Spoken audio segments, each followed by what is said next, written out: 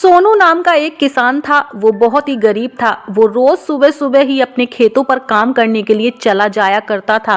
एक दिन जब वह अपने खेतों पर काम कर रहा होता है, तभी उसकी पत्नी उसके पास आती है और बोलती है कि आज खाने में बनाने के लिए कुछ भी नहीं है। राशन सारा का सारा खत्म हो गया है, बस थोड़ी सी दाल बची है।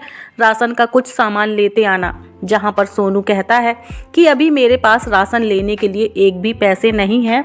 जिसके बाद उसकी पत्नी थोड़ा उदास हो जाती है और सोचती है कि हमारे घर के हालात बिल्कुल भी अच्छे नहीं हैं।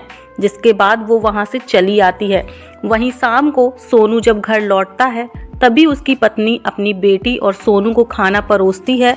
जहाँ खाने में दाल रोटी होती है, तभी उसकी बेटी कहती है, माँ आज फिर से दाल रोटी मुझे नहीं खानी।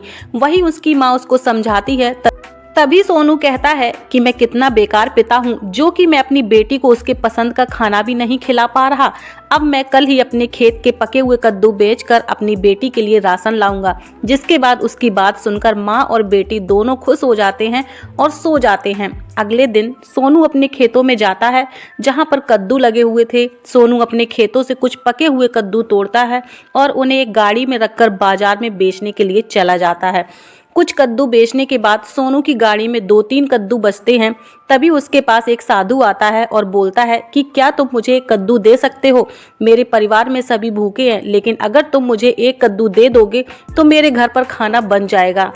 सोनू उसकी बात सुनकर बोलता है कि बाबा आप कद्दू ले जाओ, मैं भी एक गरीब किसान हूँ, मैं बहुत अच्छे से समझ सकता हूँ कि भूख क्या होती है। सोनू उस साधु को कद्दू दे देता है। सोनू से कद्दू लेने के बाद साधु बोलता है कि बेटा तुम बहुत अच्छे हो, तुम्हारे जैसे लोग बहुत कम मिलते हैं और मैं तुम्हें आशीर्वाद देता हूँ कि तुम एक दिन बहुत बड़े आदमी बनोगे, तुम्हारे पास खूब धन दौलत होगा। फिर साधु वहाँ से चला जाता है। जिसके बाद सोनू बचा हुआ कद्दू लेकर अपने घर आता है और अपनी पत्नी को बोलता है कि आज तुम खाने में कद्दू बना लो और ये कुछ पैसे लो, इनसे थोड़ा जरूरी राशन ले आओ। तभी उसकी पत्नी कहती है कि ठीक है, तुम कद्दू काटो, तब तक मैं राशन ले आती हूँ। कुछ देर बाद जब वो राशन लेकर वापस आती है तो देखती है कि सोनू और उसकी बेटी दोनों ही आराम से बैठे होते हैं। सोनू उस कद्दू को चाकू से काटने के लिए बैठता है। जैसे ही वो कद्दू काटता है, वैसे ही उस कद्दू से 2 हीरे निकलकर गिर जाते हैं। अब हीरो को देखते ही तीनों चौंक जाते हैं। वहीं उसकी बेटी सोनू की तरफ देखती है और बोलती है कि हे भगवान, ये हीरे कहाँ से आ गए? तभी सोनू बोलता है कि रास्ते में मैंने एक बाबा को कद्दू दिया था, तब उस बाबा ने मुझे आशीर्वाद दिया था कि मैं जल्द ही अमीर हो जाऊंगा, तो शायद ये वही बाबा का आशीर्वाद है और ये कद्दू जादुई निकला। तभी उसकी बेटी कहती है कि अगर ये कद्दू जादुई है तो इन हीरो से हमारी किस्मत बन जाएगी।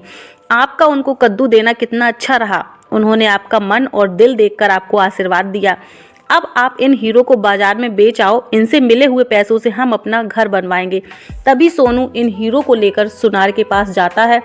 सोनू सुनार को कहता है कि मेरे पास कुछ हीरे हैं, तुम मुझे उसकी क्या कीमत दोगे? तभी सुनार कहता है कि तुम तो गरीब किसान हो, तुम्हारे पास हीरे कहाँ से आए?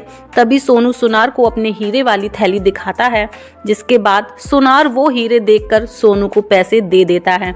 सोनू पैसे लेकर घर आता है। जिसके बाद सोनू उन पैसों से अपना नया घर बनवा लेता है और अपनी पत्नी और अपनी बच्ची के साथ घर में खुशी खुशी रहने लगता है। सोनू अपने परिवार के साथ बहुत खुश था। सोनू हमेशा गरीब लोगों की मदद करता।